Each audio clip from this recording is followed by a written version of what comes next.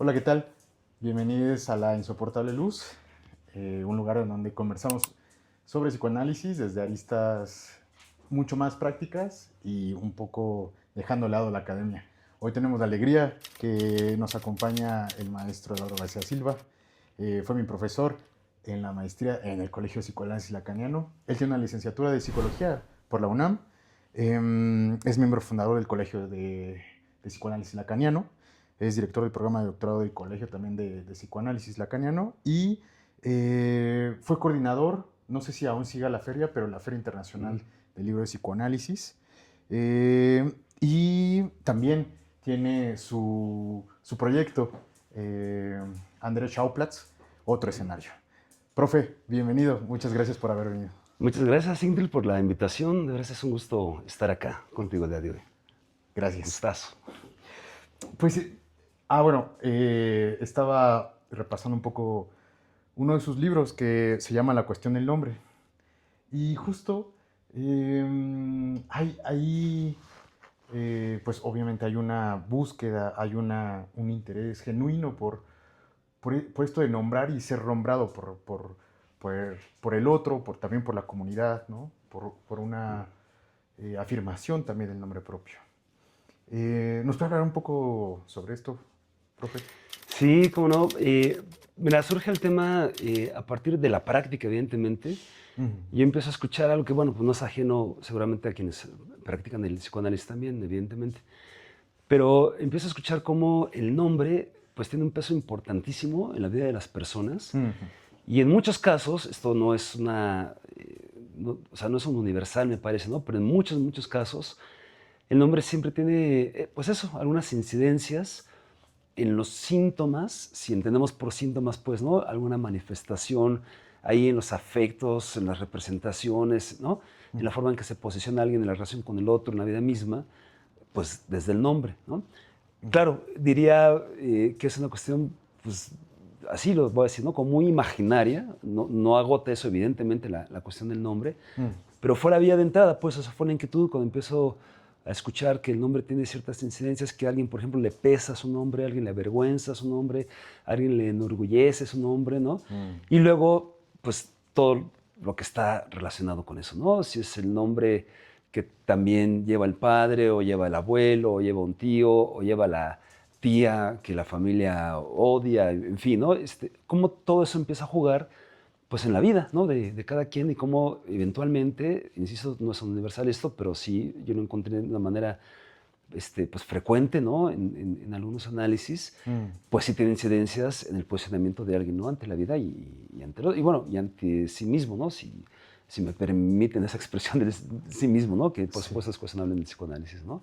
Pero esa fue la vía, digamos, de entrada a la cuestión del nombre que me llamó la atención y es por eso que pues estuve atendiendo, digamos, al tema y luego pues me interesó ir a los textos de Freud, donde abordaba la cuestión del nombre.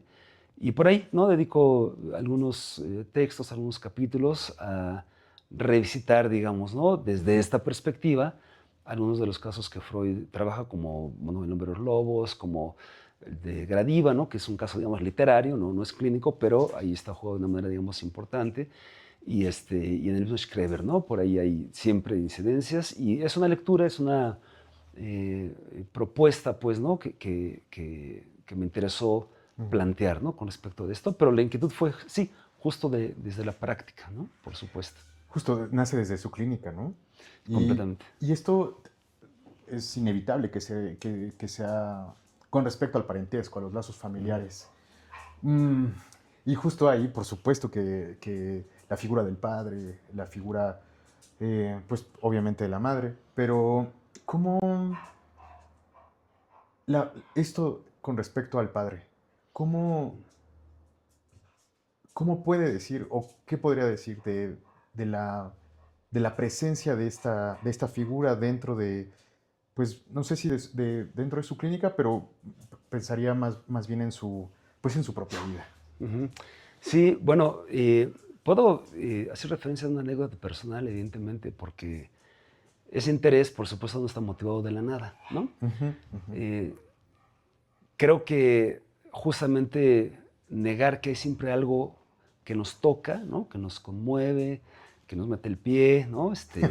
Que nos parte, ¿no? Todo eso, pues es una pretensión, decir, no, es que a mí me interesa el psicoanálisis porque quería ayudar a las... ¿no? Que es algo muy común, por ejemplo, cuando estamos en el primer semestre de la Facultad de Psicología, ¿no? Todos queremos ayudar al otro porque somos bien buenos, ¿no? Pero bueno, Sí. en realidad estas motivaciones que vienen de otro lugar y que eventualmente empezamos a escucharlas, ¿no? O empezamos a hacernos cargo, ¿no? De entrada, preguntarnos cosas por ese interés que tenemos, pues bueno, yo personalmente, la cuestión del nombre, durante mucho tiempo las personas me ubicaban, o sea, amigos, compañeros en la escuela, por ejemplo, y sigue pasando, por cierto, como Eduardo Silva, omitían el García, ¿no? Ujú. Eh, Tomando en cuenta que, pues bueno, el nombre del padre es una función, ¿no? Evidentemente, ¿no? Que no se trata de mi papá como un ser que está ahí, que porta ese apellido, ¿no? Mm. Sino más, aunque eso esté en juego, por supuesto, ¿no? En uno de los ejes, ¿no? Pero no es el único, sino la función que eso tiene o cómo amarra eso, ¿no? Y por qué me ubicaban como Silva. Entonces, Mm. bueno, la explicación, digamos, primera es que el Silva es menos común que el García, ¿no? Mm. Incluso me comentan, bueno, agarras la sección amarilla, cuando había sección amarilla, ¿no? En aquellos tiempos, ¿no? Y las páginas de García, pues, eran como un libro borgiano, ¿no? Así, interminables, ¿no? Pero a mí esto me llamaba muchísimo la atención. Y bueno, Silva, pues evidentemente es el apellido que lleva mi mamá, ¿no? Mm. Ismelia Silva, y que a su vez, por supuesto, era el apellido del papá de ella, ¿no? Fernando Silva. Mm. Y ahí sí, la relación con mi abuelo fue para mí importantísima en muchos sentidos. Fue una referencia en la familia de mi abuelo por muchas cosas, ¿no? Con una historia de veras impresionante. Yo estuve por ahí, tengo algo escrito, ¿no? No sé si lo haré algún día, pero empecé a escribir un poco sobre la historia de mi abuelo porque me pareció de veras, muy interesante por muchas razones. Pero bueno, y efectivamente había algo que me parece se transmitía en ese sentido, ¿no? También se puede discutir que eso sí hay una transmisión. Freud sí cree que hay una transmisión inconsciente, ese es un hecho. Es muy interesante Mm. lo que dice Freud, ¿no? Lacan dirá que abrevamos de un lugar tercero, que es el gran otro, y ahí, bueno, ¿no? Hay un inconsciente, una sesión de análisis, no hay dos. Pero en ese sentido, por ahora diría, con esa advertencia, pues, diría que es lo mismo, ¿no? En esos términos. Algo se transmitía ahí. Y las personas me identificaban, podría a propósito decirlo así, como Eduardo Silva, ¿no? Y ahí sí que se juegan para mí cosas importantes en esta relación familiar, de lo familiar, en la relación con mi papá, con mi mamá, con mi abuelo, por supuesto, y lo que eso me representaba, ¿no? Entonces, a mí me parece que la figura de mi abuelo, de este abuelo materno, pues fue fundamental en muchos sentidos. Podría decir que me sostuvo, ¿no? En diferentes momentos también, Mm. desde mi infancia, ¿no? Hasta quizá cuando empecé mi análisis, que eso, ¿no? Por supuesto, bueno, no tiene que ser por supuesto, ¿no? Pero sucedió así, ¿no? Pues se caen ideales, ¿no? Se caen, como diría Nietzsche, ¿no? Hay siempre un ocaso, ¿no? De los ídolos, de los dioses, ¿no? Y eso pasa en un análisis, ¿no? Entonces, también pude tener una relación muy diferente con mi abuelo, con mi papá también, ¿no? Bueno, con muchas personas cercanas a mí, ¿no? Debido a mi análisis.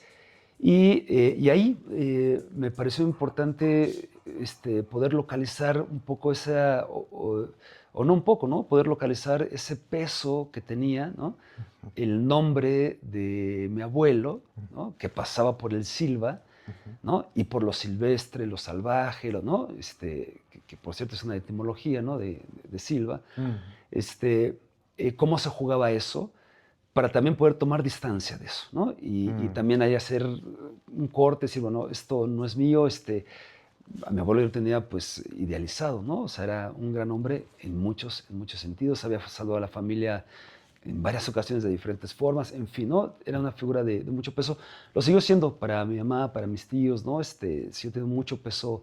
Mi abuelo, era alguien con mucha, diría muy coloquialmente, personalidad, ¿no? Entonces también tuvo mucho peso para otras personas en su ámbito, su trabajo, en fin, ¿no? Pero eso me permitió como tomar distancia, reposicionarme a partir de ahí y también, por supuesto, dio lugar al García, ¿no? Ujú. Sí, como buen adolescente diría, A mí me encantaba que me dijeran Eduardo Silva, ¿no? O sea, García, no, pues como García, yo no me identifico con mi papá, Sí. ¿no? Y eso pues, se acomodó, ¿no? O se desacomodó para acomodarse de otra forma después, ¿no? Donde el García, claro que tenía un lugar, evidentemente, Ajá. ¿no? Les puedo compartir que, o sea, mi firma es el trazo de una E, ¿no? Hay una G con un segundo trazo, solo la G, que es la inicial de García, y luego Silva, lo escribo completo, ¿no? Y de esta forma omitía el García, solamente señalándolo. Incluso algunos documentos escribía o los firmaba como Eduardo G. Silva, ¿no? Y digamos que la resignificación que tuve de todo esto, ¿no? A partir de mi análisis, es que claro, esa G de García era puntual, ¿no?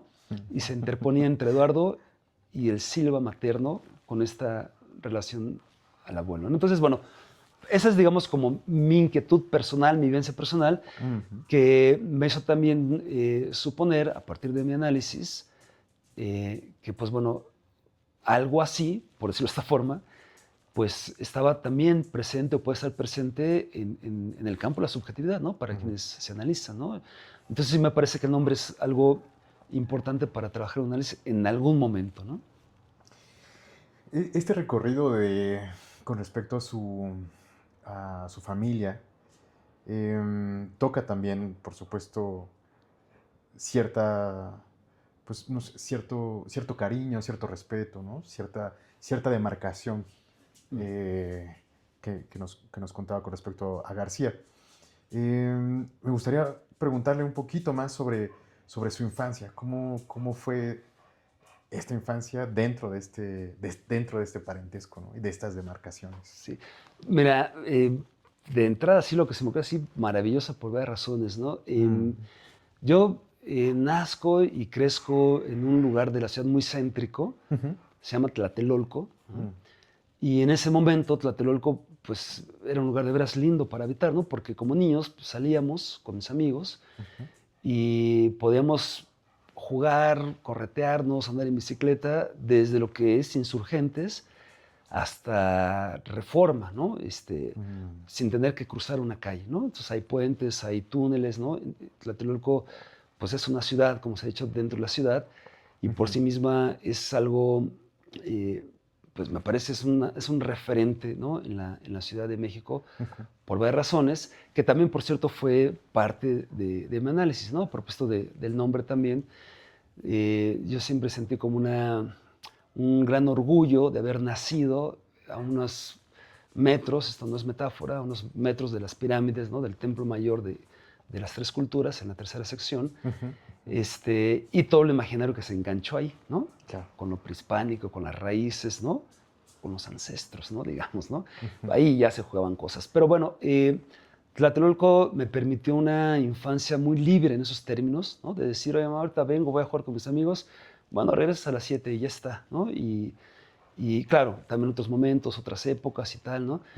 Y siempre fue el ambiente muy, muy familiar, ¿no?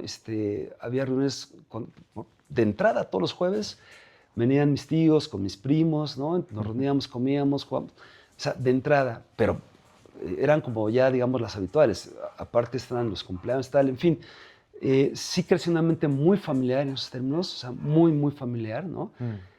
Clase media, ¿no? Entonces siempre estuve en escuelas públicas, afortunadamente, podría decir ahora, ¿no?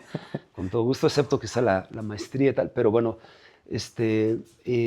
y el ambiente en ese sentido fue siempre muy cálido, ¿no? O sea, la relación con mi mamá siempre fue muy estrecha también, ¿no? Siempre hubo mucho amor entre nosotros. Con mis hermanas también, tengo 2 hermanas, ¿no? Más grandes que yo. También hasta la fecha es una relación de veras, pues muy linda, ¿eh? O sea, creo que los encuentros que hayamos tenido son de veras mínimos y, o sea, algo ahí está haciendo síntoma bien, ¿no? O sea, no ha reventado nunca nada, o sea, siempre hemos estado como de veras en muy, muy buenos términos, y muy unidos, ¿no? O sea, siempre cuando hay alguna contingencia, estamos como hermanos, ¿no? Estamos siempre presentes. Oye, supe que pasó esto tal y llegamos, ¿no? Y estamos, o hay una emergencia, y vienen los otros 2 a la casa de alguien si pasó, ¿no? O sea, Y al mismo tiempo, hay, no sé si distancia es la palabra, ¿no? Pero pues cada quien está en sus cosas, ¿no? Digo, ahorita no sé hace cuánto tiempo que no veo a mis hermanas, ¿no? O sea, tampoco no hace mucho, ¿no? Pero tampoco, o sea, no nos reunimos cada 8 días, ¿no? O sea, pero estamos y, o sea, y creo que eso también fue algo que pues nos transmitió, nos enseñó particularmente mi mamá, ¿no? Entonces, sí, en esos términos fue una infancia de veras alegre, diría, ¿no? Muy movida.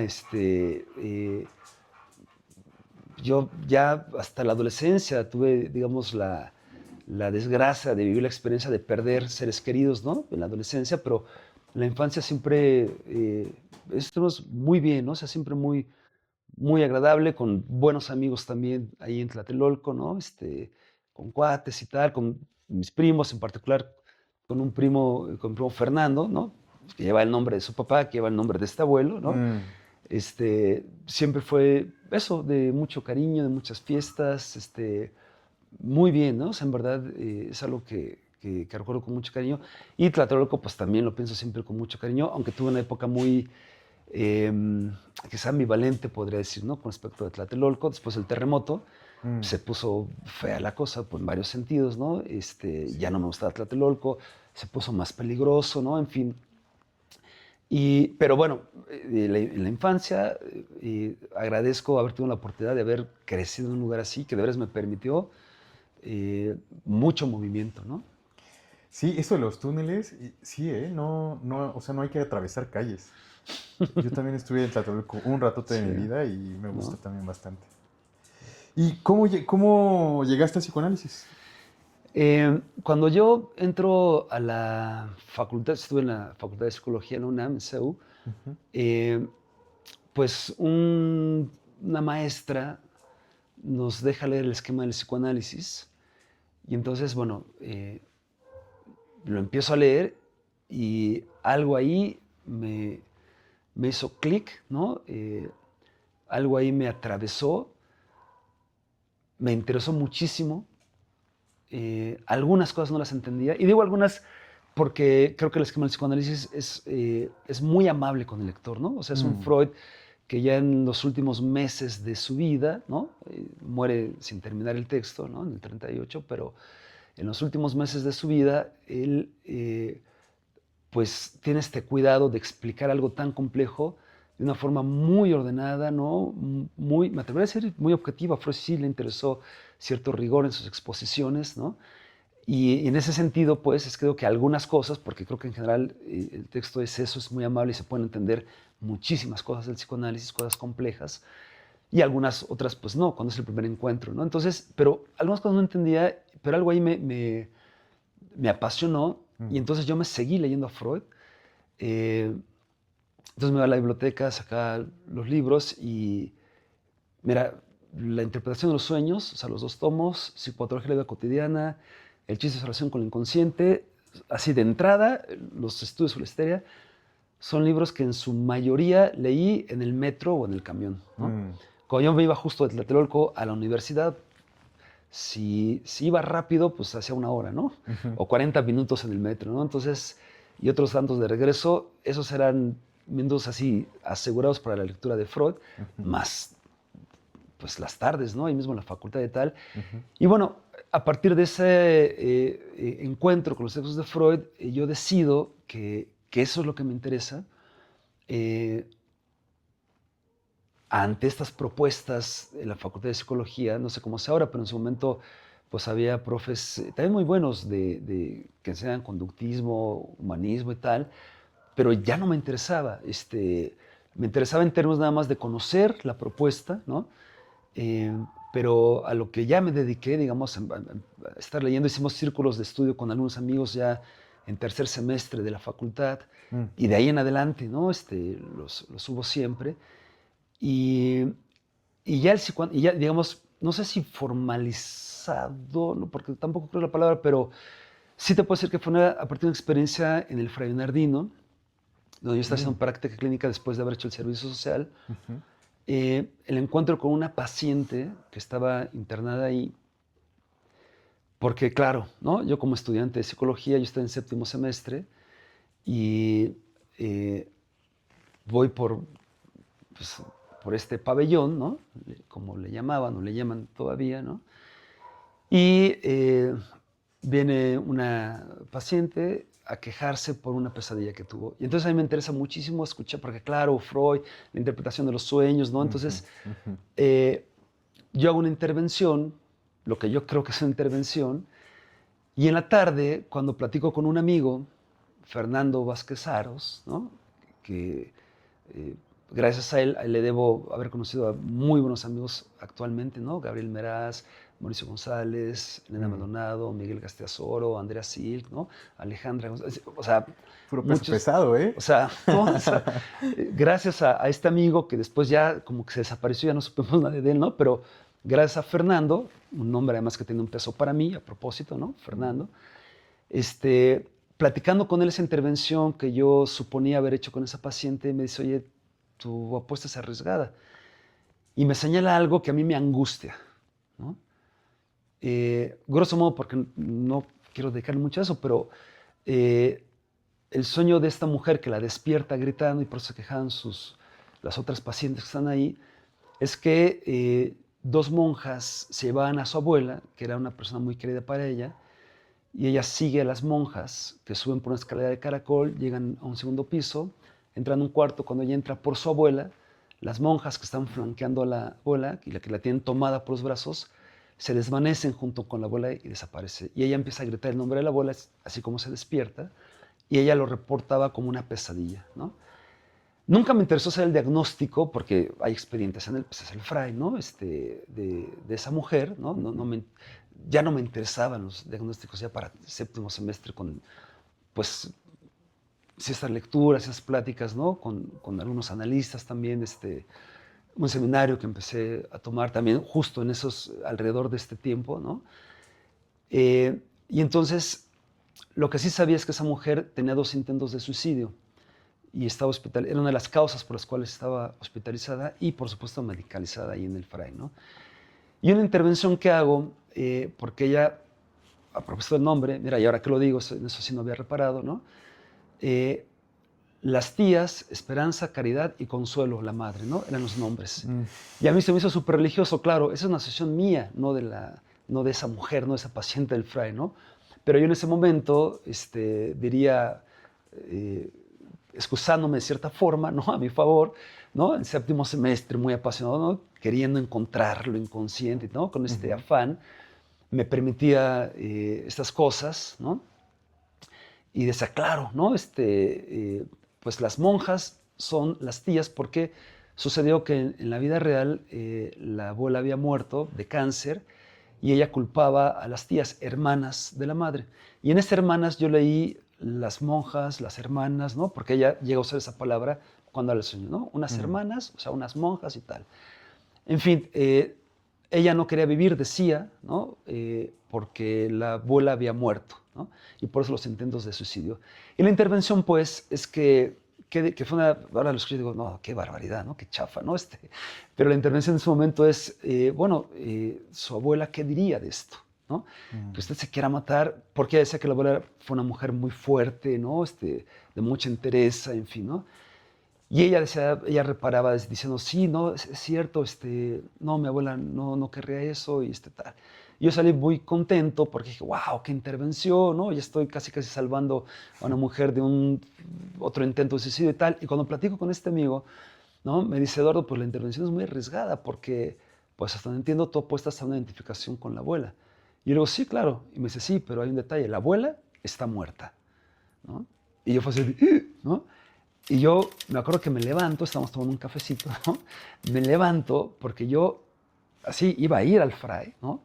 No sé a qué, ¿no? A decirle, oiga, no, eso que le dije, no se identifique con la abuela, ¿no? Y él me dice, no, mira, es que es arriesgado, pero pues eso es solamente arriesgado porque no les voy a intervenir con una abuela que puede estar en el eje imaginario, en el simbólico o en el real. Y ahí fue cuando dije, a ver, ¿qué onda con esto? Porque lo he escuchado varias veces. Sé que alguien por ahí, hay un autor, Lacan, que habla de eso, pero no lo entiendo. Pero pues yo nunca había leído tampoco a Lacan, ¿no? Y entonces él me invita a un seminario que se coordinaba Josafat Cuevas, ¿no? Un analista que estuvo un tiempo en la ECOL, después no.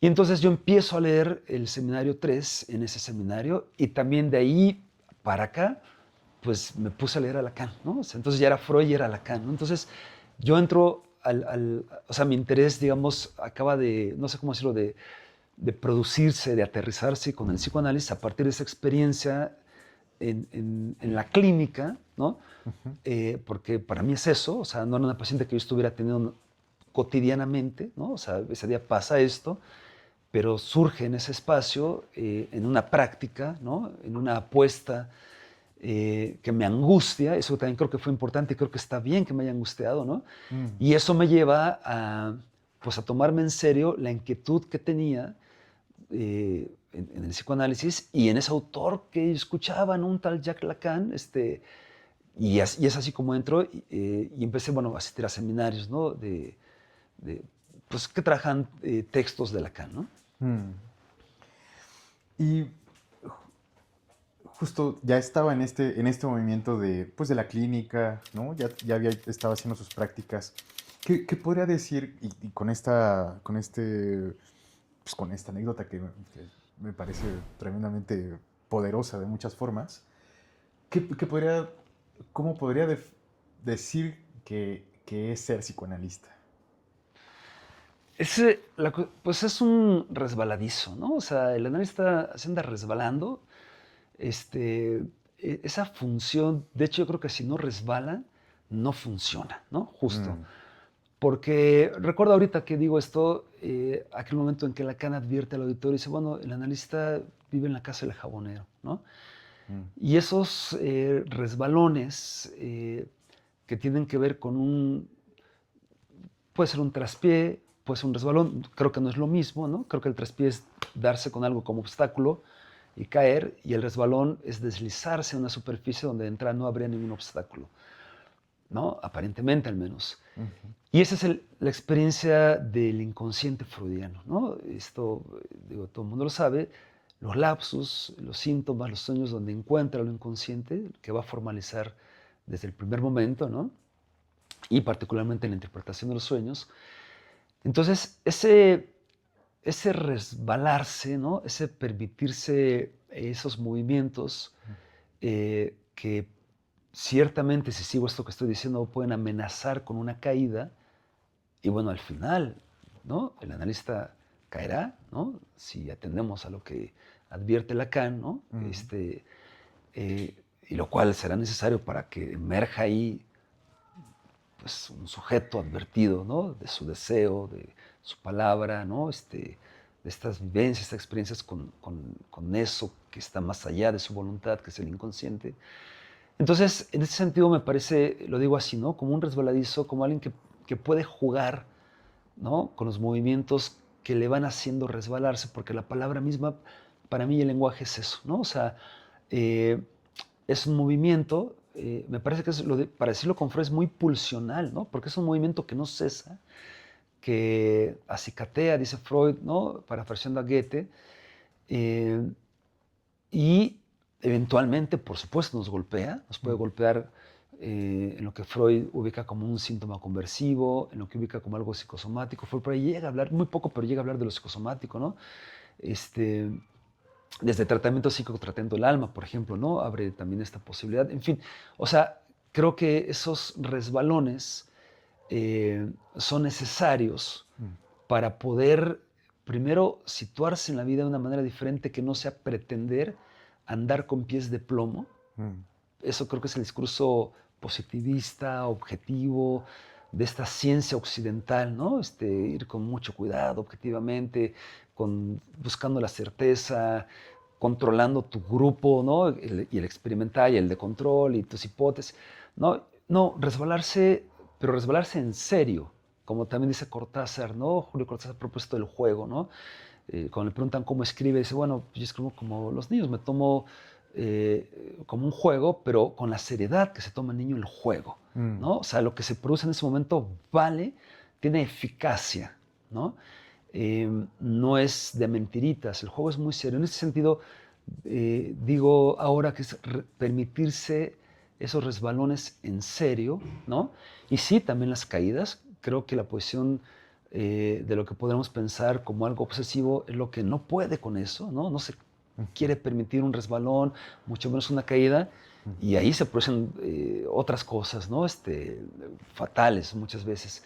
Entonces, vivir en la casa del jabonero, ¿no? Puede resbalar, estar advertidos de los resbalones, creo que permite eso, permite cierto, ojalá eso se convierta en un patinaje, en un surfeo, ¿no? Eso sí, ¿no? Entonces, el analista, y lo dije así como ven, pues más como una ocurrencia, si es un resbaladizo, lo pensaré en estos términos, ¿no? En prestarse a la experiencia del lenguaje, ¿no? Con esos deslizamientos, ¿no? Sí, sí. Hace rato compartía que justo le había angustiado cuando su amigo Fernando le había hecho la intervención. Bueno, no sé si intervención, pero... Fue una intervención, de acuerdo, tuvo esos efectos, sí, de Sí. acuerdo, sí, por supuesto. Que no sé si ese era en la juventud pues terminando la universidad y en sus prácticas. Actualmente esa angustia prevalece. No sé, hay como la angustia de, no sé, pienso en la equivocación, pienso en resbalar, ¿no? Ahorita con lo que nos comparte, pues es como, no, pues me gustaría surfear, ¿no? Em, entonces, ¿cuáles serían los momentos donde ha habido más angustia en su vida? En mi vida como tal, pues uno en particular es un día que yo creí que estaba infartando, ¿no? O sea, no es mi práctica, es mi vida, ¿no? Y atiendo a lo que preguntaste en última instancia, ¿no? Sí, sí. Eh, Porque, por otro lado, no sé, en mi práctica, no sé si angustia como tal, tendría quizá que pensar, porque seguramente hay algunos momentos por ahí, pero en mi vida eh, tengo yo todos los síntomas de un infarto, ¿no? De hecho, me voy a cardiología y si me encuentran un problema en el corazón, en la válvula, ¿no? Una de las válvulas, pero que es un problema menor, ¿no? Es un problema congénito con el que nací, que está ahí y que me ha hecho afortunadamente lo que el viento a Juárez, ¿no? O sea, yo puedo hacer ejercicio, puedo andar en la bicicleta, puedo correr, o sea, nunca ha sido un problema. Pero ahí lo encuentran, ¿no? Se encuentran eso a partir de esta cuestión, ¿no? Y esa angustia de estar enfrentado a la finitud de la vida, ¿no? Es decir, a la muerte, ¿no? Porque yo esa noche, o sea, yo llego como a las 6, ¿no? A cardiología, pero eso se va más o menos hasta las 3 de la mañana. Me iban a operar, me prepararon la sala de operación, vino un cardiólogo, vinieron dos, como los elefantes que se columpiaban en la tela de una araña, ¿no? Y terminaron siendo 5, incluyendo al jefe de servicio, porque no encontraban qué pasaba, ¿no? Yo tengo el corazón muy grande, ahí me entero, ¿no? Pero es por el ejercicio que he hecho toda la vida, ¿no? Parece, ¿no? Yo espero que es eso, ¿no? Se tiene el corazón muy grande, entonces, y otros decían, porque yo los escuchaba, ¿no? Están ahí en un consultorio al lado, pero eso no es patológico. Ah, sí es cierto, está grande, pero no es patológico. No tenían ni idea de qué estaba pasando, ¿no?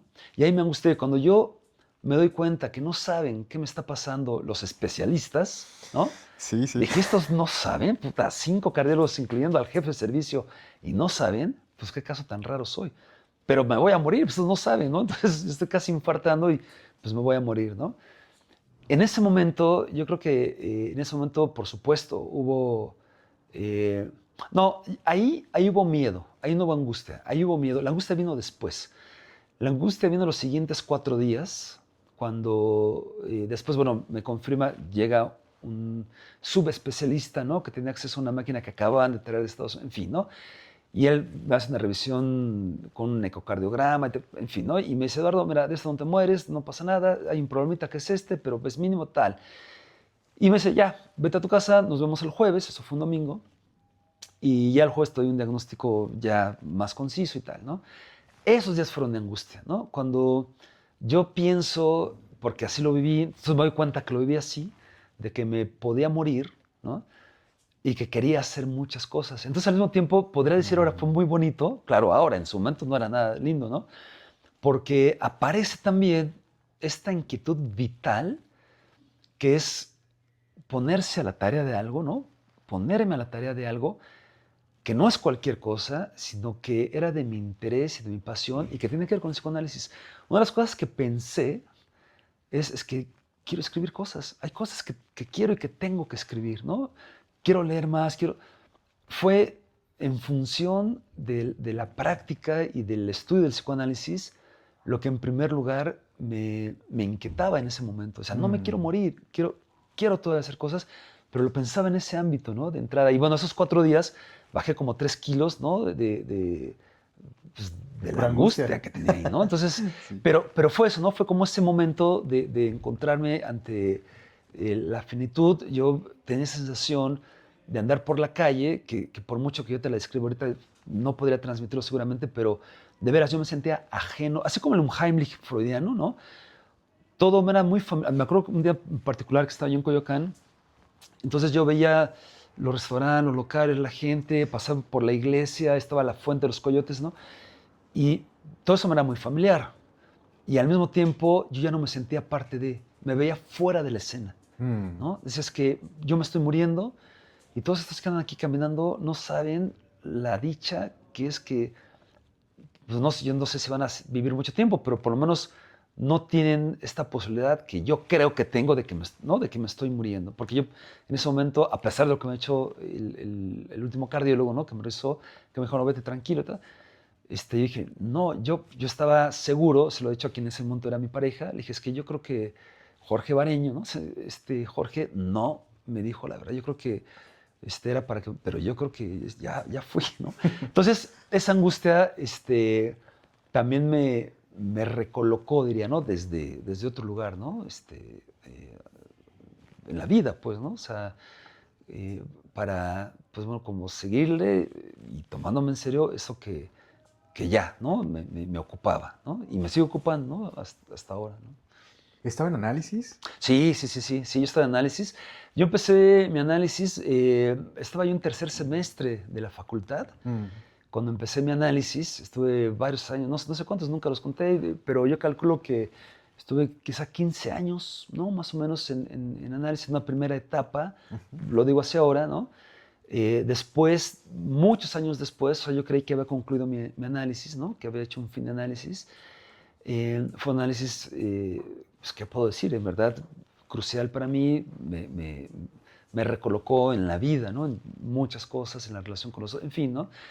Pero algunos años después, varios años después, yo vuelvo a análisis justo cuando muere mi padre, ¿no? O sea, cuando pasan ahí algunas cosas en mi vida también, y yo empecé a sentir incómodo, y un día yendo en la bicicleta, tengo un accidente con un camión, ¿no? Entonces el camión me pega, caigo, ¿no? Rueda la bicicleta, tal. Yo salgo ileso, pero me doy cuenta que ahí también me doy cuenta que puede haber muerto. O sea, la verdad es que yo en mi vida he tenido varias, desde que nací, usaron forceps, hubo hipoxia neonatal, me fracturaron la clavícula, ¿no? A mi papá, en palabras de mi padre, ¿no? Le dijo el médico, señor, si su hijo se salva va a quedar loco, ¿no? Ojalá haya tenido un poco de razón el médico, ¿no? Pero desde ahí, ¿no? A los 9 años tuve una operación de peritonitis que reventó, ¿no? Se alcanzó a reventar, pero lograron contener. O sea, entre que me sacaron la radiografía y me dieron al quirófano, reventó el apéndice. Y eso pudo salvar, por eso me pudieron salvar la vida. O sea, me atropellaron, nos volcamos en la carretera, ¿no? Como que en la vida he tenido encuentros fuertes con lo mortífero, con mi muerte, ¿no? Con la posibilidad de mi muerte, Sí.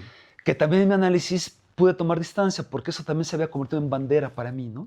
Sobreviviente, puta, no, qué historia tan interesante. No, bueno, no se la decía a nadie, ¿no? O sea, no es una bandera desde hace mucho, ¿no? Ser sobreviviente, porque sobrevivir es eso, ¿no? Es así como ir de panzazo, diría yo, ¿no? O sea, sobrevivir.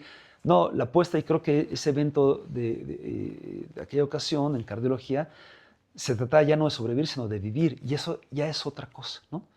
Entonces, pues han sido, digamos, como los momentos, ¿no? En que ha habido angustia en mi vida y que tienen que ver con lo mortífero, ¿no? Principalmente, ¿no? ¿Qué podría compartir acerca del fin de análisis? ¿Qué es el fin de análisis? Sí, yo creo que es inefable. O sea, yo lo que pueda decir del fin de análisis no es, ¿no?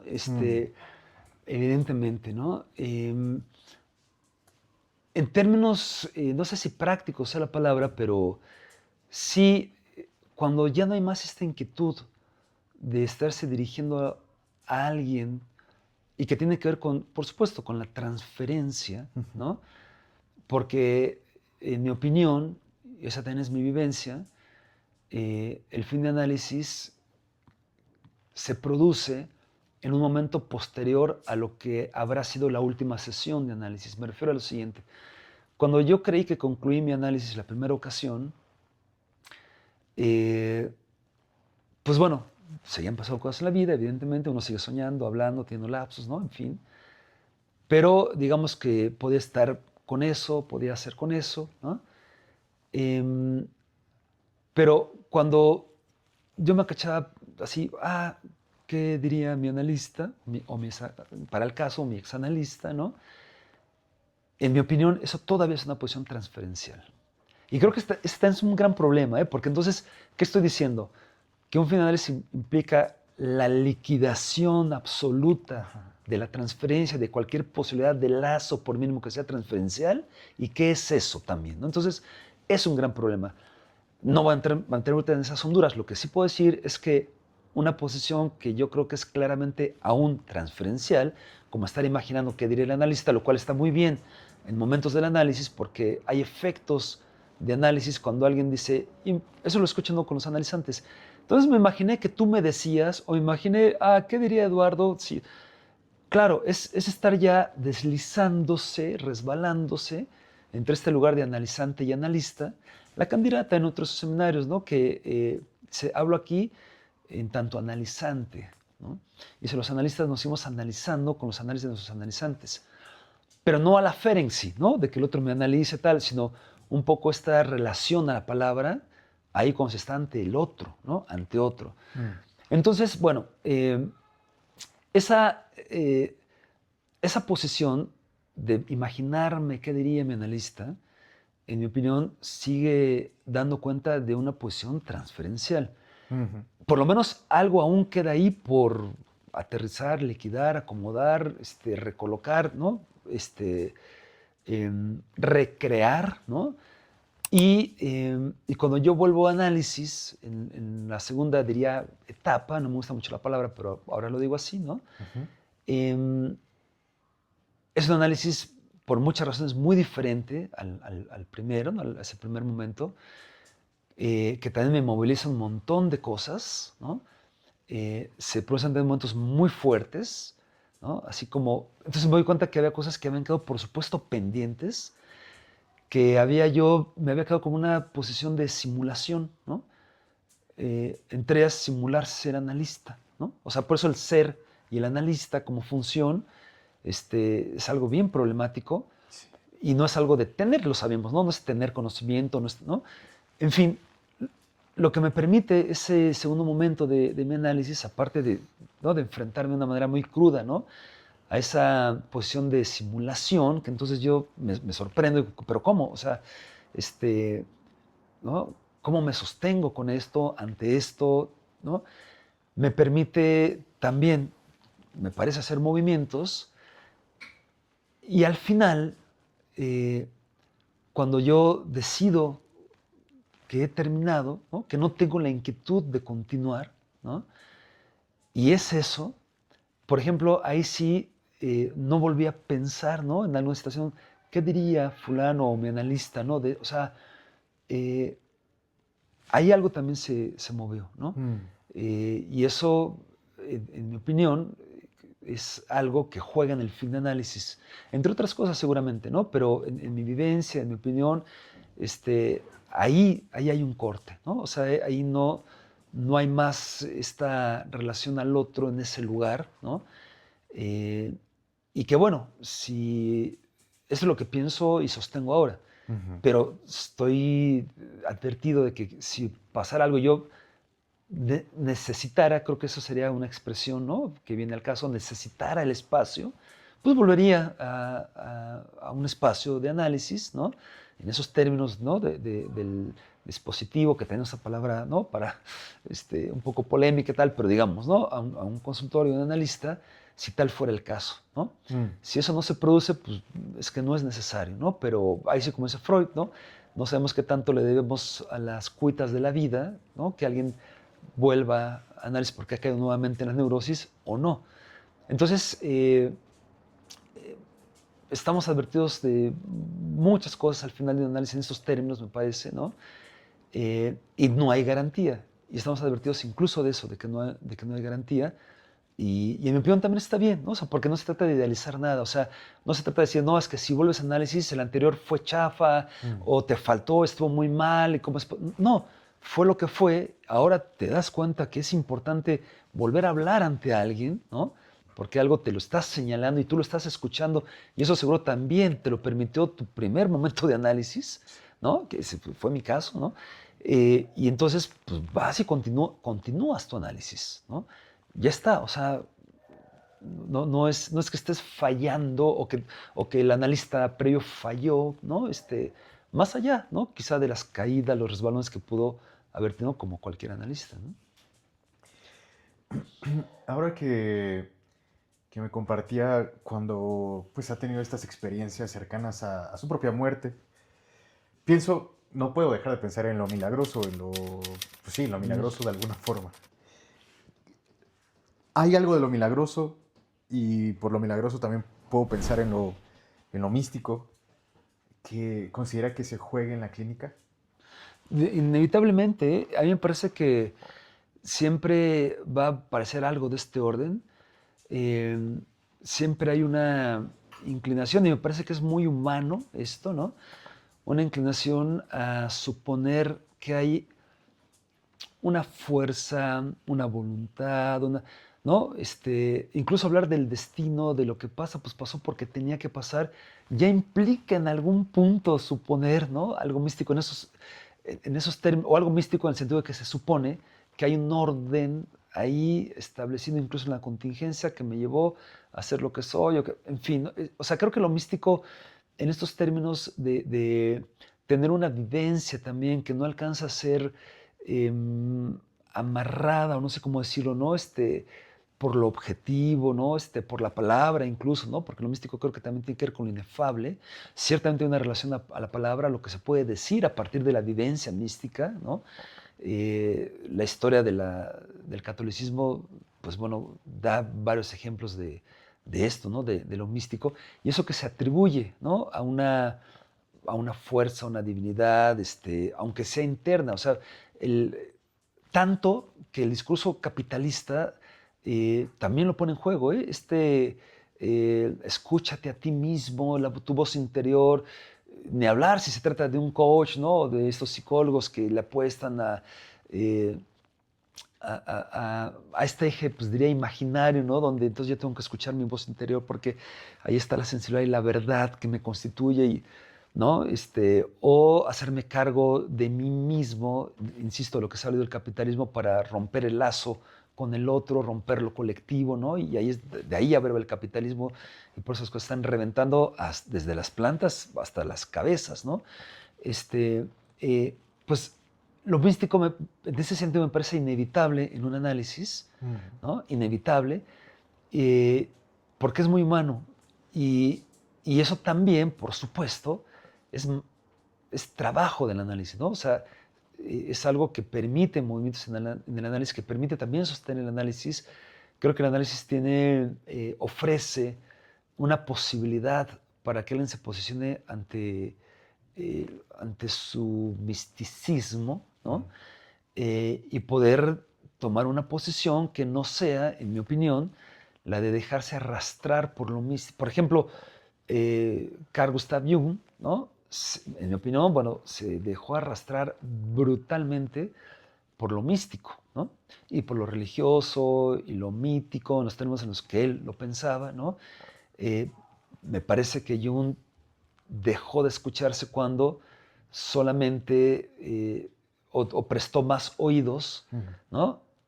A, pues no sé cómo decirlo, él le llamaba arquetipos, ¿no?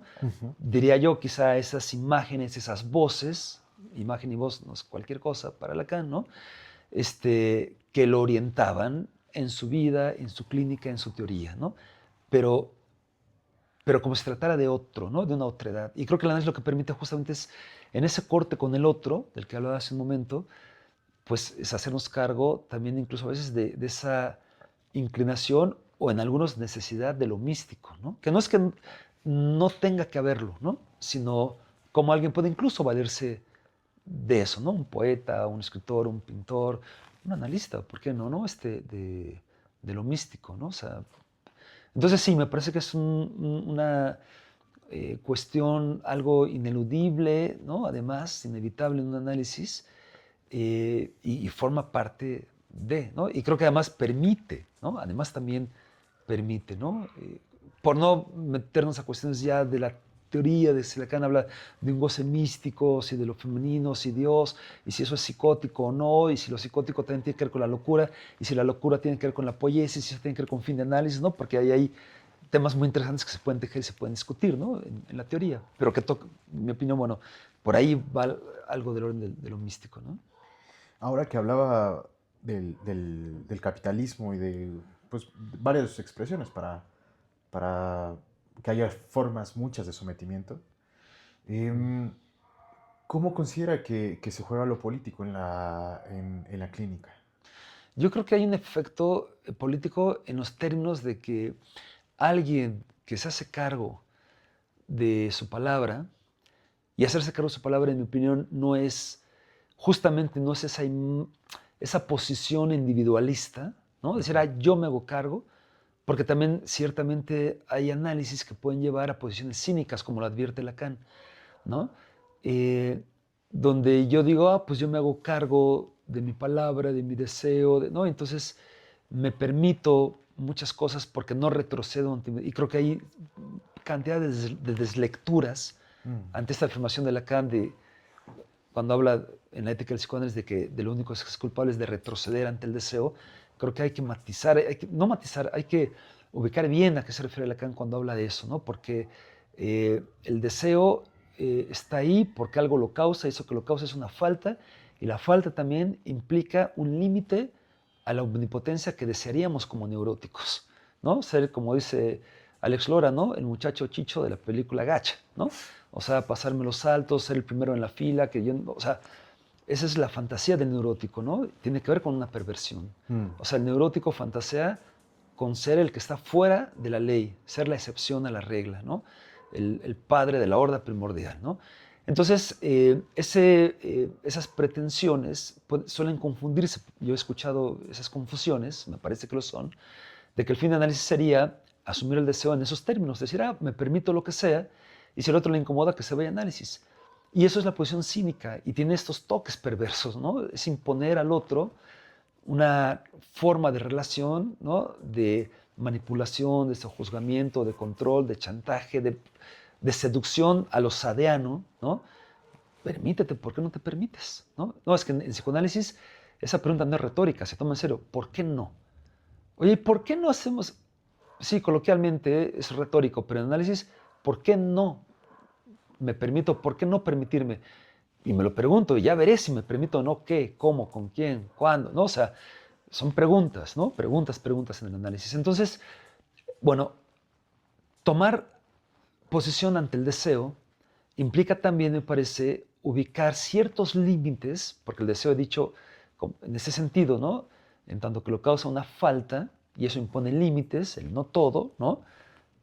Para no tener esas pretensiones perversas, pues implica una posición política en el sentido de que se toma posesión. Entonces, eh, ser neutral, ¿no? Decir, bueno, yo soy neutral, ¿no? En la política no soy de derecha, no soy de izquierda, no soy de centro, el uno a uno y tal, en mi opinión, es una cobardía, ¿no? Porque tomar posición va a sacar chispas, va a haber desencuentros con los que no compartan algo de esa posición que yo he tomado, ¿no? Pero si tomo una posición, no firmo cualquier panfleto. Si tomo una posición, no inscribo mi nombre en cualquier lista. Si tomo una posición, no me sumo a cualquier convocatoria. Si tomo una posición, no acepto cualquier invitación, porque tengo una posición. No porque juzgue al otro, es porque yo tengo una posición y tengo mis apuestas Ujú. y yo me siento convocado o no, ¿no? Y eso para mí es dar lugar a la imposibilidad, a la falta, al no todo, tener una posición.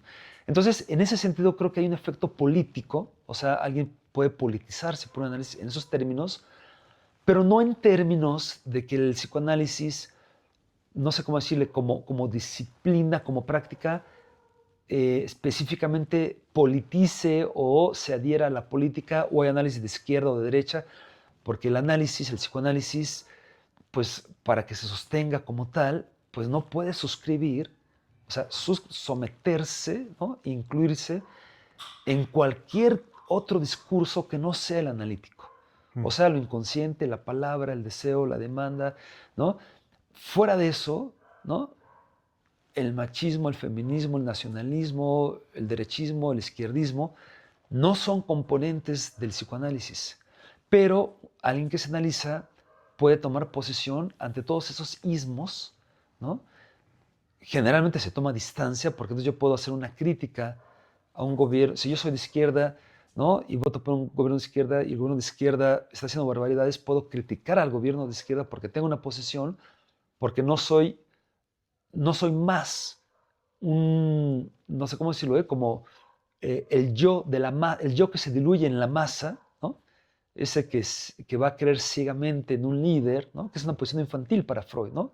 Depender del padre protector, la madre nutricia, ¿no? En fin, creo que el análisis pone instancia de eso y entonces, bueno, uno puede suscribir un proyecto de nación, por ejemplo, ¿no? Hacer una apuesta y siempre ser crítico con eso, porque va a haber resbalones también ahí, ¿no? Gobernar, analizar, educar, ¿no? O sea, imposible. Entonces, eh, la posición política me parece que se adquiere por un análisis, es una posición advertida, por supuesto, ante esto que nos falta, pero que entonces también le falta al otro. Por eso es que no podemos suscribir ciegamente, o sea, no puedo decir, no hables mal de, ¿no? Porque el otro puede hablar como se le pegue la gana, yo puedo disentir, pero el otro puede hablar como se le pegue la gana, ¿no? Y el otro pues, tampoco necesita que yo lo cuide, lo proteja, ¿no? Empezando por Freud y por Lacan, ¿no? O sea, no se necesita defender a Freud, defender a Lacan, ¿no? Me parece que la apuesta pasa por otro lugar, ¿no? Por sostener desde lo singular, ¿no? Algo que haga lazo con los otros. Y eso juega cierto factor ¿no? De lo político, ¿no? No de la política. La política ha hecho política el psicoanálisis, lo hizo en Alemania en los 30 y en los 40, ¿no? Con la disolución del Instituto de Berlín, ¿no? Y la imposición de los dirigentes nazis de psiquiatras y psicoanalistas nazificados, ¿no? Arios, ¿no? Sucedió también en Austria, sucedió en Italia, ¿no? En Argentina, en Chile hubo consecuencias. Mucha gente vino acá a México por la persecución que tuvieron los analistas por cuestiones políticas, ¿no? Entonces, eso es otra cosa. No es que no exista, pero lo político en análisis es esta otra cosa que pasa por una posición, como yo lo entiendo, ¿no? Que es efecto de un análisis donde se produjo lo singular y alguien toma posición, ¿no? Justo hablando de todo esto y de la posición y de cómo se juega, pienso pues en teoría de género. Ujú. ¿Cómo, co- cómo considera usted que está atravesado, o en su clínica, cómo está atravesado esta posición de género? No se puede no hablar de eso, en mi opinión. Ujú. No podemos pretender ser ortodoxos en el sentido, porque he escuchado analistas o personas que practican análisis en esa posición, ¿no? Lanzar diagnósticos, ¿no? Eh, hay quienes, y yo no sé de dónde diablos o cómo, si suscriben el psicoanálisis, pero hablan de disforia, ¿no? Porque entonces si la imagen me identifica un género, pero biológicamente tengo otro, en psicoanálisis no hay nada de eso, pues, ¿no? Freud lo que mostró muy tempranamente, ¿no? 1905 con los 3 ensayos para una teoría sexual, siempre con la sencillez, ¿no?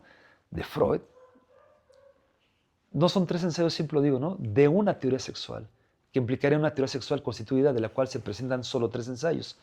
Son 3 ensayos hacia, ¿no? Zur, dice Freud en alemán, hacia, se traduce, para una teoría, ¿no? Para eventualmente, ¿no? Para ver si eventualmente se constituye una, no sabemos. Eh, Esos ensayos para una teoría sexual lo que muestran es que lo inconsciente pues no conoce de géneros, efectivamente, ¿no? O sea, el género es un constructo social, en primer lugar, ¿no? Tiene que ver con tiempos, con épocas, con la cultura, ¿no? Y es un constructo social el género, ¿no? Claro que la cosa no es tan sencilla, porque entonces podemos hablar de género, de preferencia, ¿no? Sexual, de identificación, ¿no? A un género o a otro, en fin, ¿no? De transexualidad, ¿no? De transvestismo, y nada de eso es lo mismo, ¿no? Entonces, la sexualidad que muestra Freud desde 1905, que para él es naturalmente, por emplear ese término, ¿no? Perversa, es decir, que la pulsión no tiene un objeto, porque no tiene objeto, entonces puede ser cualquiera que ofrezca una satisfacción, ¿no? Que no hay ni masculino ni femenino a priori, ¿no? Lo más que dice Freud es que son salidas, en la salida del Edipo hay lo masculino y hay lo femenino. Y aún eso es problemático en Freud, ¿no? El mismo Freud dice en Pulsión, Sistemas de Pulsión, lo más cercano que tenemos cuando habla de la actividad y de la pasividad de la pulsión, ¿no? Es decir que lo activo se corresponde con lo masculino y lo pasivo con lo femenino.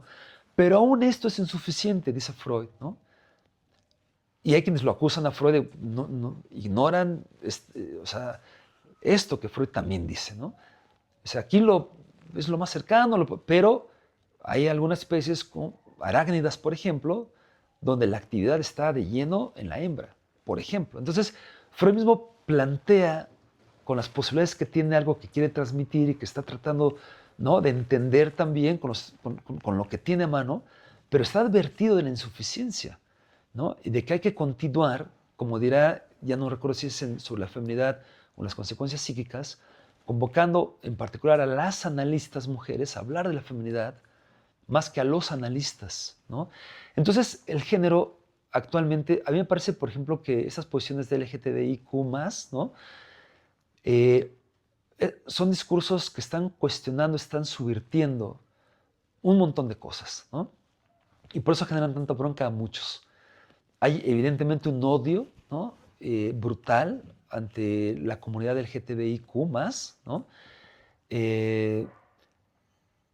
Hay reacciones recalcitrantes, ¿no?, súper acentuadas, radicalizadas, ¿no?, contra estas posibilidades, ¿no?, de identificarse con un género, con otro, con una preferencia sexual.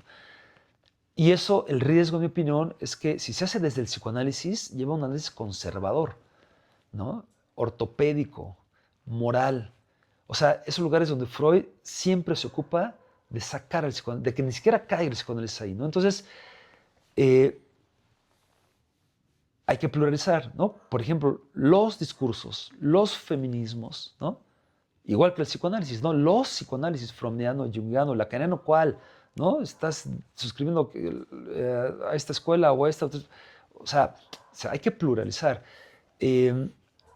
Algunos discursos feministas, en mi opinión, ¿no?, son ilustrados en términos de que hay autoras que han leído seriamente a Freud, a Lacan, ¿no?, y a otros, o sea, a Derrida, ¿no?, algunos filósofos, ¿no?, algunas de ellas son filósofas, ¿no?, y discuten con Freud y con Lacan. Y me parece que esas críticas son importantísimas escucharlas en análisis para discutir, ¿no?, para que el análisis pueda seguir siendo vigente, diría. Porque si no, cuando Lacan dice, habrá que ver si están a la altura de las circunstancias los analistas, es decir, a la altura de la época, ¿no? Y es prestar oídos, como Freud lo hizo en su momento, a esos acontecimientos, porque creo que son discursos que tienen efecto de acontecimiento, son en sí mismos un acontecimiento, que están cuestionando a la teoría, porque se plantea así, ¿no?, del psicoanálisis, donde efectivamente hay cosas como Freud mismo lo advirtió, no terminadas, no del todo congruentes, hay que seguir trabajando, ¿no? Y la discusión podemos abrevar mucho de esa discusión, así como hay discursos feministas ignorantes, ¿no?, que no han trabajado, no han leído ni a Freud ni a Lacan y lanzan críticas sin mayor conocimiento, ¿no?, irresponsables, diría, ¿no?, prejuiciosas, ¿no?, si Freud era machista, si está heteronormado, ¿no? Eso, bueno, habría que discutirlo y creo que hay esos discursos que sí lo discuten desde otro lugar, ¿no? Yo he dicho a diferentes personas en diferentes momentos que, en mi opinión, ese lugar que ocupó el psicoanálisis con Freud en la época de los 80, ¿no? 1880, que fue subversivo, lo está ocupando hoy algunos feminismos, ¿no? ¿A qué me refiero con eso? No estoy diciendo que el análisis sea feminista, porque justo acabo de decir que el análisis no suscribe un discurso que no sea el del propio análisis, ¿no? Porque perderá su esencia, sus características, deja de ser análisis. Solo, no es que esté bien o esté mal, es que dejará de ser análisis. Pero me refiero a lo siguiente, que Derrida dice en un texto que se llama Los estados de ánimos del psicoanálisis, y que si no estoy equivocado fue una presentación que hizo en el 2000 en un congreso de filosofía en Francia. Pero bueno, dice Derrida que si el análisis actualmente está en crisis, es porque él mismo ha perdido su propia capacidad de poner en crisis a los otros discursos. Eso fue lo que hizo Freud. La filosofía, la religión, la medicina, evidentemente la biología, ¿no? La moral. Todos esos discursos sobre los cuales se sostenía lo humano son puestos en jaque y en jaque mate por el psicoanálisis, por lo inconsciente. El yo no es amo en su propia casa, ¿no? La conciencia no impera sobre lo inconsciente. En fin, entonces, ese aspecto subversivo del psicoanálisis que mantuvo Freud toda su vida y que Lacan, me parece, retoma esa estafeta, ¿no? De criticar a ese estrato analítico que se acomodó y se acartonó y se dogmatizó, dejó de ser subversivo, y Lacan es subversivo en esos términos también, ¿no? Bueno, ahora algunos discursos feministas están haciendo esto, están cuestionando incluso al psicoanálisis, y está muy bien que lo hagan, ¿no? O sea, me parece que es una gran oportunidad de veras para discutir, ¿no? Para repensar la práctica del análisis, ¿no? Los planteamientos en Freud y en Lacan, y ver qué se habla, qué ello habla ahora y cómo de lo sexual que siempre juega un real, un imposible, ¿no? Eso me parece puede actualizar al psicoanálisis, ¿no? Mantenerlo al menos vigente, ¿no? En esos términos. Entonces, qué bueno que se está criticando, que se está cuestionando, ¿no? En esto y otras cosas. El psicoanálisis parece que ya no lo hacía mucho, ¿no?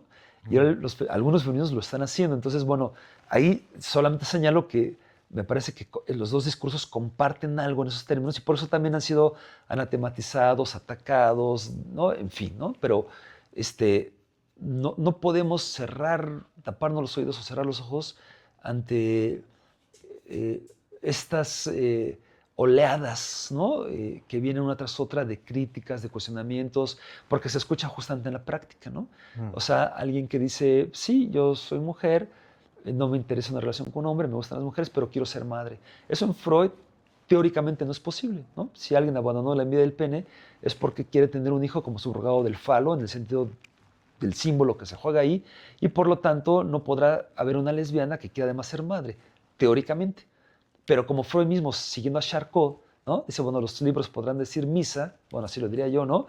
Pero la realidad es lo que es, más allá de lo que dicen los libros.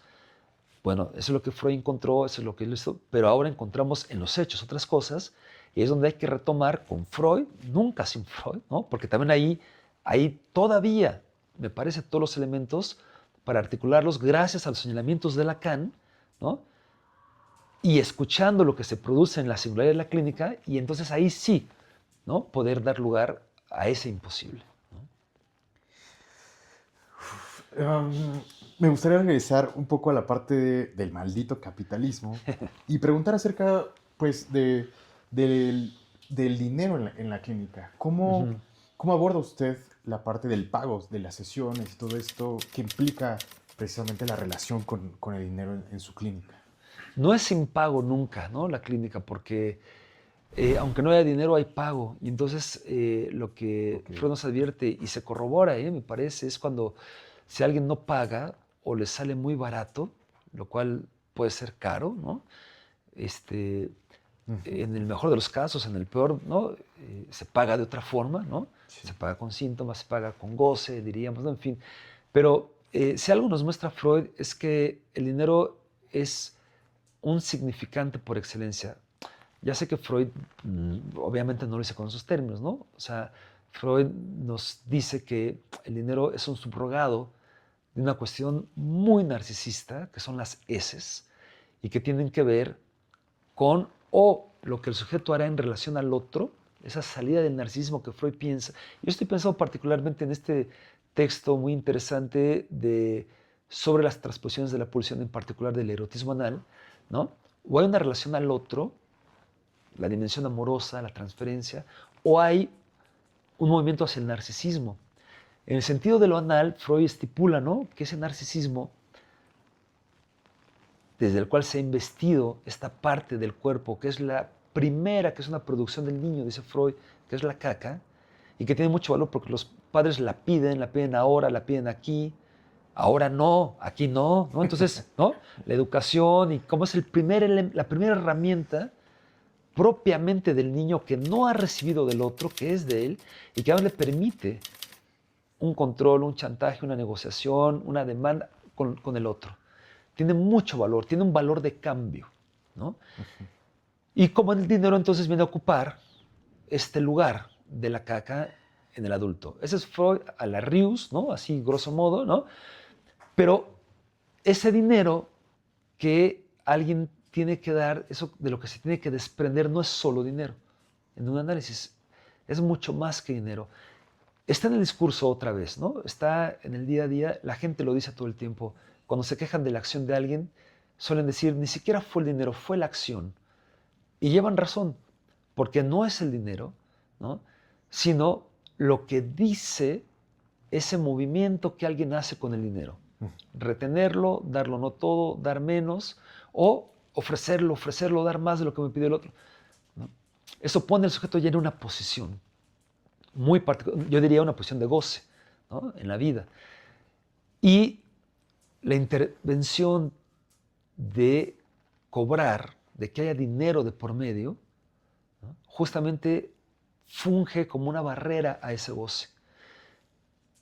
Que alguien ni se sacrifique para el analista, ante el analista, ¿no?, de la forma que sea, porque no está pagando, ¿no?, que eso además movilice culpas, ¿no?, agradecimientos vanos, en fin, ¿no?, pero que tampoco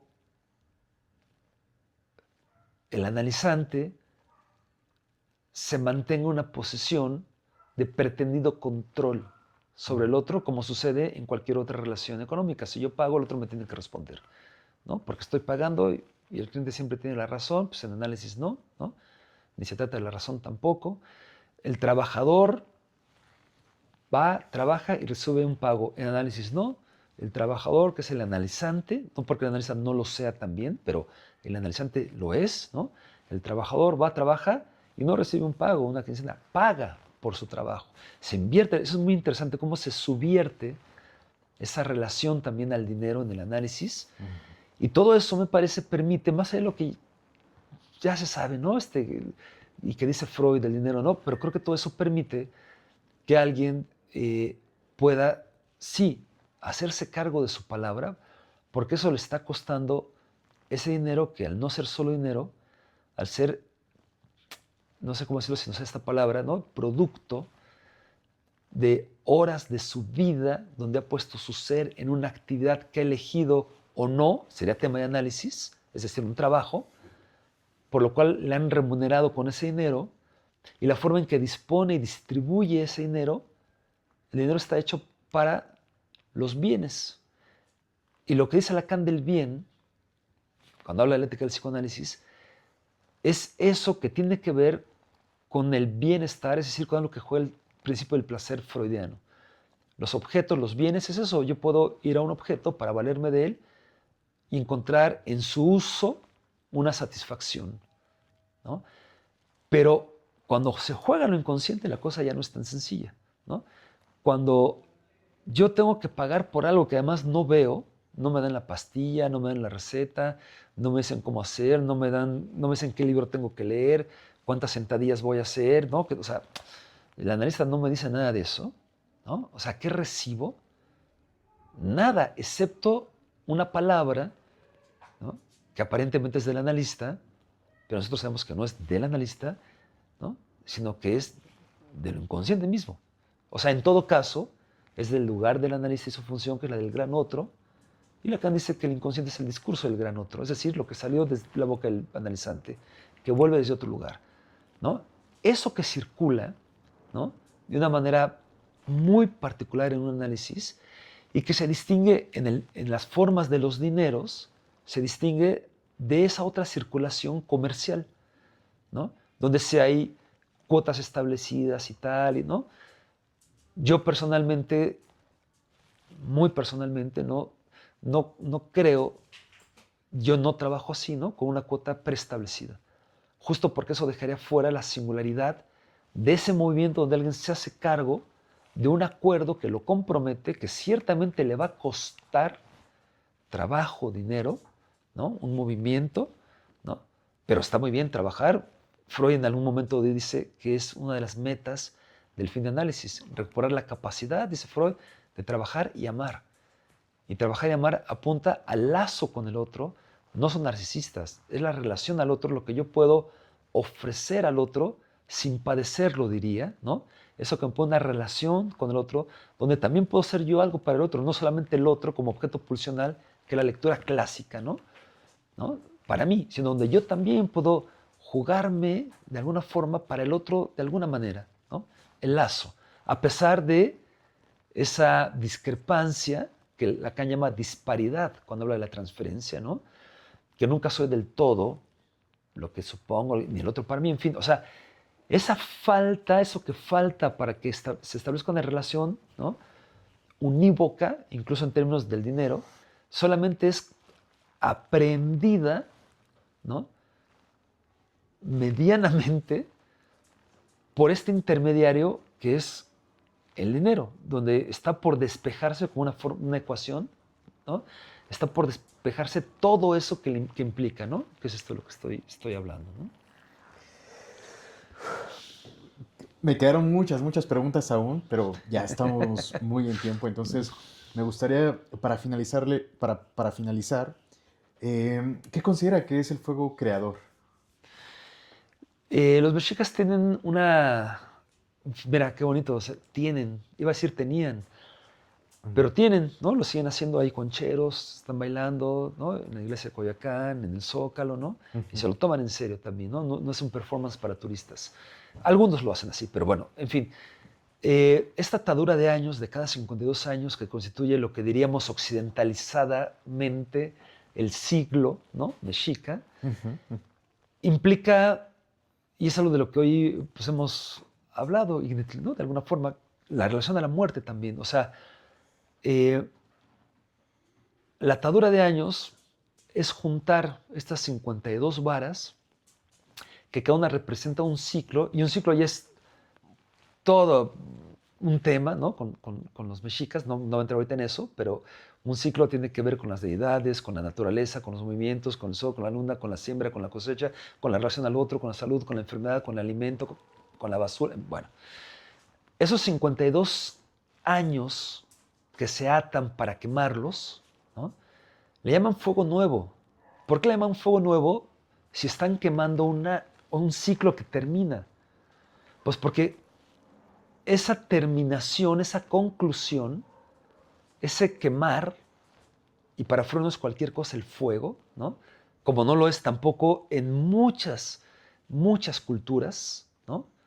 Orientales, autóctonas americanas, ¿no? O sea, mexicas, totonacas, ¿no? Mayas, ¿no? O sea, el fuego no es cualquier cosa. Ese quemar, ¿no? Me acuerdo también de una palabra que usaba mucho Patrick Johansson, un historiador al que quiero mucho, que respeto mucho, ¿no? Nahuatlano también, ¿no?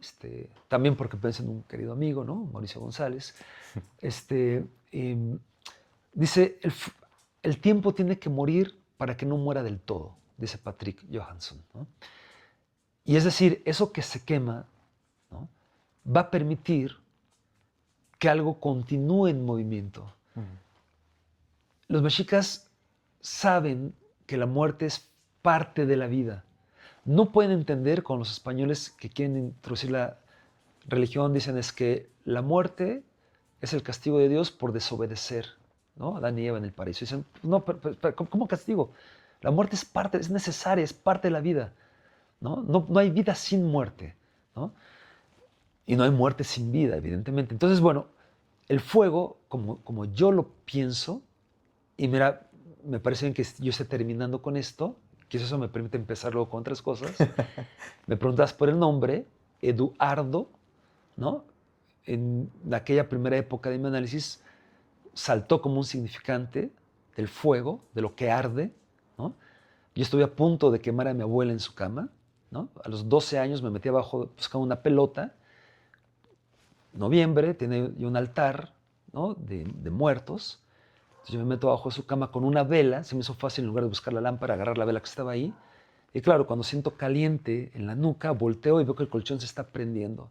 Yo le soplo, colchones de aquella época, pues bueno, ¿no? Mi abuela, he de decir, ¿no?, en mi defensa, no murió, ¿no? Y en mi fracaso, ¿no?, no murió mi abuela, ¿no? Pero ahí algo del ardo amarró también con otras cosas que ahorita no ven al caso, pero el fuego es eso, ¿no? Me parece la posibilidad de podernos quemar, ¿no?, para hacer, y esto me parece, pues lo voy a decir así como bien, ¿no?, como muy lacaniano, ¿no?, poder hacer con eso otra cosa, ¿no? O sea, algo diferente, ¿no? No es el destrudo por la destrucción, ¿no?, sino es la posibilidad, como poiesis, de haber atravesado algo que se desvaneció, que se incineró, ¿no?, ¿no? Y que en esos términos, a propósito de tu espacio, que aplaudo, Gracias. es una luz que puede efectivamente ser insoportable, pero en la medida también en que habla, puede ser insoportable, ¿no? Eso. No, pues ya lo dejamos aquí. Muchas gracias, Ignacio. ¿Cómo lo pueden encontrar en redes sociales y también en su podcast? Bueno, sí, hay un proyecto, ¿no?, que personalmente lancé hace poquito que se llama Otro Escenario, Andere Schauplatz. Está en Facebook, tal cual, Otro Escenario, Andere Schauplatz. También está en YouTube y está en Instagram. Y mi Facebook personal, que lo tengo ahí, digo, no, ya ni me acuerdo si está privado o público, pero bueno, va en invitación y ya está. Como Eduardo, justo de aquellas épocas, Eduardo G. Silva, ¿no? Muchas gracias, Gracias. profe. Fue un placer, fue una alegría. Igualmente, y un nos gusto. vemos próximo. Gracias.